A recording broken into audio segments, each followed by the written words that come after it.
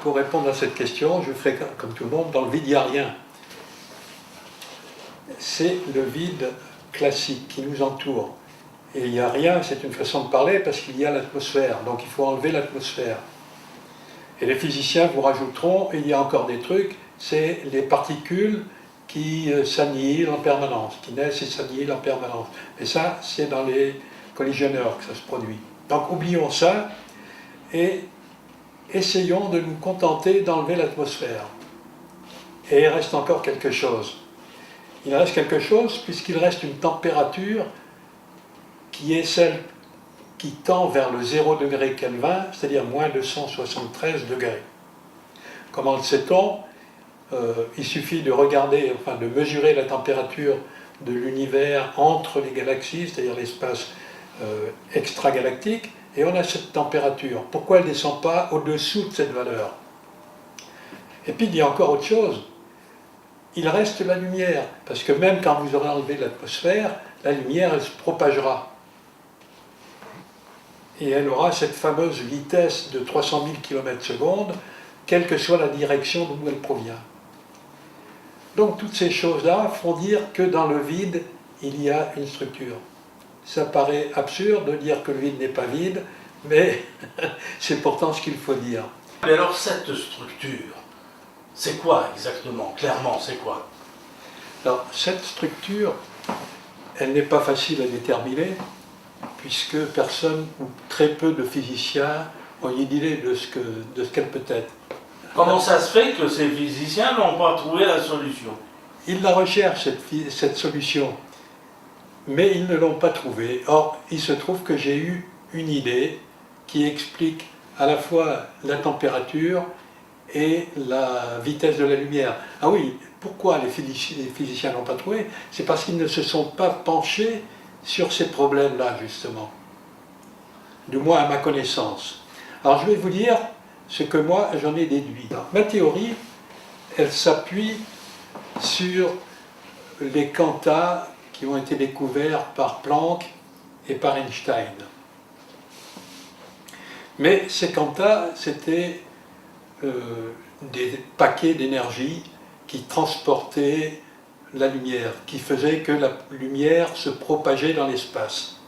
Donc ces paquets d'énergie, ils étaient animés d'une vitesse extraordinaire de 300 000 km/s dans le vide. Et ce à quoi j'ai pensé, c'est que ces quantas, puisqu'ils appelaient ça des quantas, n'étaient pas forcément propagés dans le vide. Ils pouvaient très bien être immobiles, stationnaires dans l'espace. Mais stationnaires en vibrant, c'est-à-dire que faits de parois vibrant à la vitesse de la lumière, justement. Ce qui est tout à fait raisonnable si on considère que les quantas que Planck a découverts sont supposés avoir un rayon de 10 puissance moins 33 cm et une vitesse et un temps, disons, de 10 puissance moins 43 secondes. Si vous faites la multiplication des deux, vous obtenez la vitesse de la lumière, à quelque chose près. Donc, supposons qu'au lieu d'être propagés à la vitesse de la lumière dans le vide, ces quantas soient stationnaires. Ça change tout. Parce que s'ils sont stationnaires, mais qu'ils ont la possibilité de propager les photons, grâce aux vibrations de leurs parois, à ce moment-là, ce sont les photons qui auront la vitesse de la lumière et les quantas seront stationnaires dans le vide. J'aimerais que vous développiez davantage votre thèse. Eh bien, ma thèse, elle va être facile à développer parce qu'on peut représenter ces vibrations de quanta.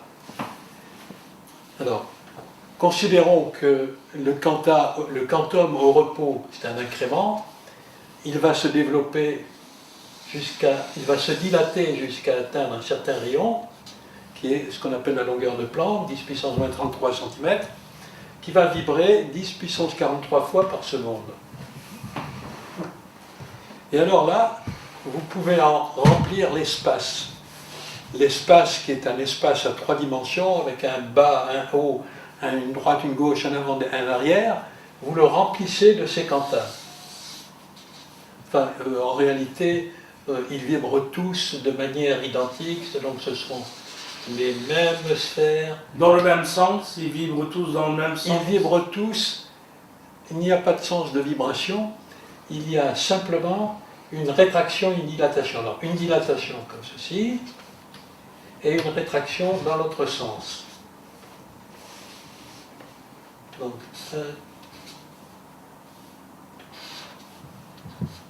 tout ça se fait en même temps, c'est-à-dire que les quantas, dans l'espace qui nous environne, ce sont des petites choses de la taille d'une dimension de 10 puissance moins 33 cm, quand c'est dilaté, et de dimension, on pourrait dire, nulle, lorsque c'est rétracté.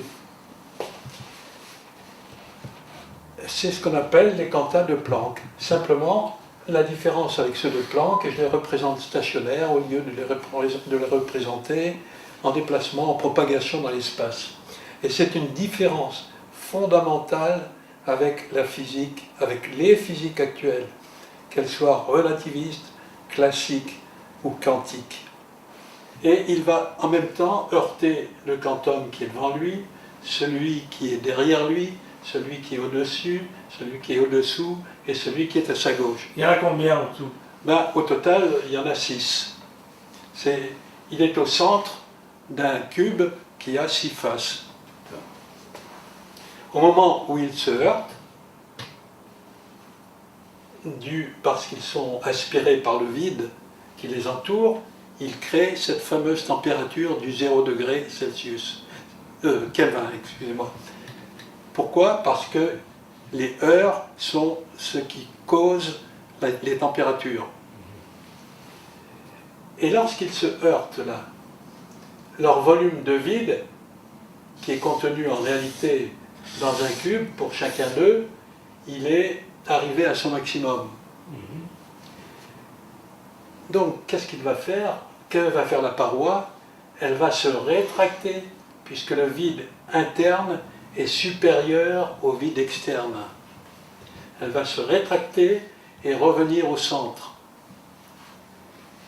Revenant au centre, la paroi va rebondir sur elle-même, aspirée par le vide extérieur. Et c'est ce qui va créer ce mouvement de dilatation, rétraction, je pourrais le faire 10, 43, puissance 43 fois par seconde, mais j'y arriverai pas. Mais c'est ce qui constitue l'espace qui nous environne. Et c'est un espace quantique. Il faut que vous compreniez ça. L'espace qui nous environne, c'est un espace quantique. C'est ce que recherchent les physiciens et c'est ce que j'amène dans ma théorie. Donc, c'est une représentation assez extraordinaire d'un vide que l'on croit vide, mais qui en réalité ne l'est pas, puisqu'il est rempli de quantas vibrants. Et le plus merveilleux de l'histoire, c'est que ces quantas vibrants qui remplacent le vide vont permettre d'expliquer le Big Bang et de tout ce qui va s'en suivre, c'est-à-dire la formation des particules, des forces, des étoiles, des galaxies, et pourquoi, et ça va expliquer également ce qu'on va appeler la gravitation quantique et l'expansion de l'univers.